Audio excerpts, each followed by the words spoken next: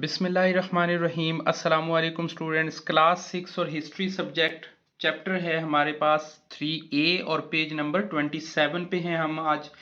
और आज हम करेंगे कॉन्फ्यूशनिज्म को। कॉन्फ्यूशनिज्म बेसिकली ये कुछ मज़हब का सा रंग इसने दिया, कुछ इसने फ़िलासफ़ी का रंग दिया।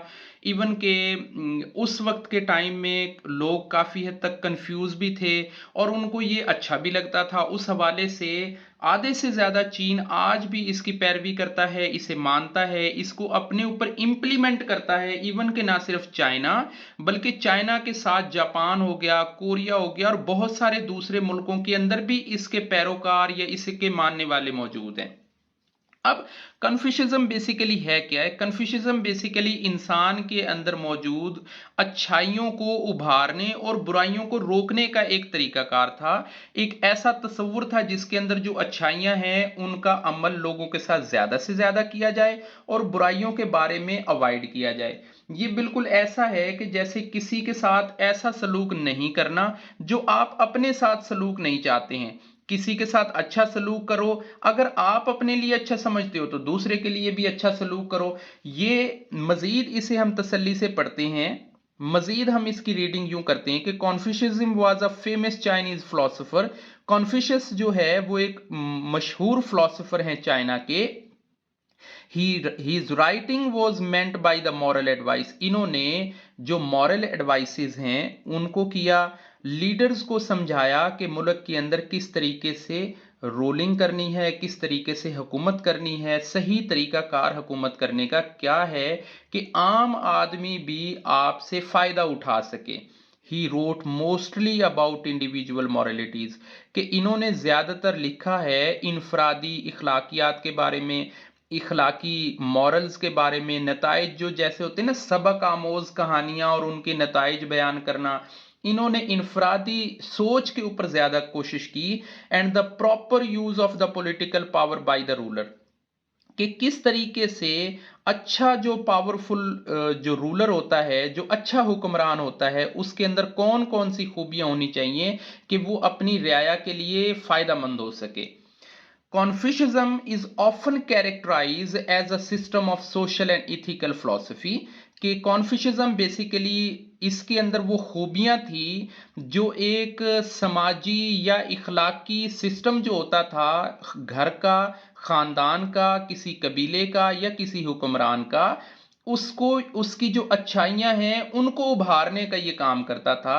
कि ये कुछ मजहबी रंग भी होता था और कुछ फलसफे का भी होता था।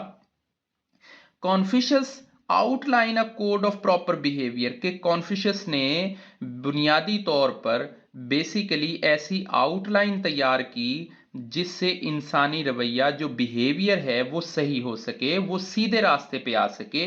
आर्ग्यूइंग दैट इफ फैमिलीज, और ये बहस भी की और इस तरीके से लोगों को कन्विंस और गाइड किया, if families were very strong, अगर खानदान यानी घर का जो यूनिट है, अगर फैमिलीज स्ट्रांग होंगी एंड यूनाइटेड और मुत्तहिद होंगी, एक होंगी, the country would also be strong and United, तो जो मुल्क है वो भी मजबूत होएगा, वो भी मुत्तहिद होएगा। यानी अगर घर को हम कंट्रोल अच्छे से कर लेते हैं, घर को इखलाकी एथिक्स अगर बेहतर कोड कर लेते हैं, तो हम कंट्री को भी बेहतर कर लेते हैं। ये इनका नजरिया था।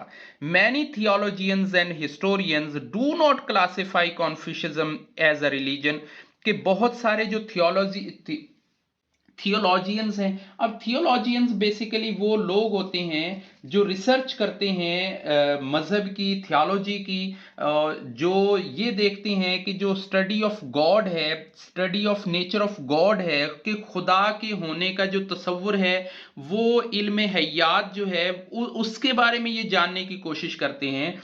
और जो तारीखदान हैं वो ये क्लासिफाई नहीं कर सके, वो ये उनको समझ ही नहीं आई, बहुत से लोगों को तो ये समझ ही नहीं आती कि जो कॉन्फ्यूशनिज्म है एज ए रिलीजन है या एज ए फलसफा है, कि ये है क्या चीज है। Because it does not take any account of several primary questions, कि ये बहुत सारे जो बुनियादी सवाल होते हैं मजहब से रिलेटेड, बहुत सारे जो सवाल होते हैं जो मजहबी होते हैं, उनका ये जवाब नहीं दे पाता है। According to Confucianism, human should channel for the effort of energies to doing the right things of their world, कि कन्फ्यूशनिज्म का बुनियादी तौर पे मकसद ये है कि वो इंसान की जो कोशिशें हैं उनको सीधे रास्ते पे चलाए ताकि दुनिया सही चल सके। उनके अंदर से बुराइयां खत्म होनी चाहिए, अच्छाइयों को फरोग देना है, लोगों को नुकसान नहीं देना है और दूसरों के साथ प्यार करना है, सच्चाई से पेश आना है। मजीद इसके जो रूल्स हैं, जो 6 बुनियादी असूल हैं, वो भी हम रीड करते हैं। उसके लिए हमें नेक्स्ट पेज पे जाना पड़ेगा। अब ये जो 6 इनके बुनियादी रूल थे, there are 6 main group of believes in Confucianism was included, के 6 बुनियादी ग्रुप थे जिनके अंदर इनको तकसीम किया जाता है। वो थे यी, शेन, चिन, ली, हैंजो, जेन। अब इनके मीनिंग, चूंकि ये चाइनीज जबान में थे, अब हम इनको कॉमनली ट्रांसलेटेड करते हैं तो यी का मतलब है राइटनेस, के सच्चाई, सीधा रास्ता, दुरुस्त जगह, ऑनेस्टी एंड ट्रस्टवर्दीनेस, लॉयल्टी, सच्चाई, ईमानदारी, यहाँ तक के जो जो एटिकेट्स हैं, जो रसूमात हैं, जो रस्मी प्रायोरिटीज हैं। 6 मेन ग्रुप हैं कॉन्फ्यूशनिज्म के जो बेस करते हैं राइटनेस पे, ऑनेस्टी पे, ट्रस्टवर्दीनेस पे, लॉयल्टी हो गई, रिचुअल प्रायोरिटीज, एटिकेट्स हो गए। इसके साथ फैमिली और पेरेंट्स के साथ इज्जत एहतराम और अदब के साथ रहना है। कंपैशन टूवर्ड अनदर, एक दूसरे के साथ कंपैशन टूवर्ड बिहेवियर रखना इज द मोस्ट इंपॉर्टेंट विर्च्यू। सो बड़े तफसील के साथ हमने जो कॉन्फ्यूशनिज्म है उसे हमने रीड किया। नेक्स्ट वीडियो के अंदर इंशाल्लाह हम पेज नंबर 21 को रीड करेंगे, 29 को रीड करेंगे। तब तक के लिए अल्लाह हाफिज़।